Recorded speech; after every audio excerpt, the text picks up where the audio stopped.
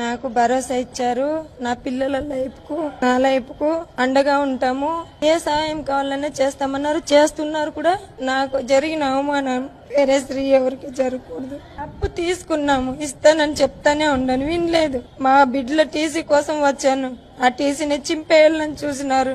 2 చేయిలేసి పట్టుకున్నాను, నా 2 చేతులు వెనక్కి లాక్కున్న శారీని ఎంత ఊరు చెట్టు కట్టేశారు. దారుణంగా 2 చెట్లు కట్టేశారు. వచ్చిపోయే వాళ్ళంతా చూసేనట్లు కొట్టారు. నా కొడుకు ఏడిసి కాళ్ళు పట్టుకుంటే తూకి అవతల రోడ్డుకి వేసేసినారు.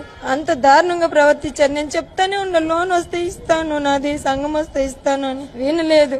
నేను అడుక్కున్నాను, ఈ మారి చేయకండి, అవమానం మర్యాద పోతుంది, ఇచ్చిన అప్పు ఎలా తీసుకున్నామో అలా ఇచ్చేస్తామని చెప్పినాను. వినలేదు. చాలా దారుణంగా ప్రవర్తించారు. చెయ్యి లాగుంది, కర్రతో కొట్టారు. కుడి పక్క మొత్తము లోపలంతా బాగా కమిలిపోయింది, ఆ మారి కొట్టారు. నాకు జరిగిన అవమానానికి తిప్పి వాళ్ళకి అలా చేయాలని నా మనసులో ఉన్నింది. నాకు న్యాయం జరిగింది, న్యాయం జరగదు అని డౌట్ ఉన్నింది.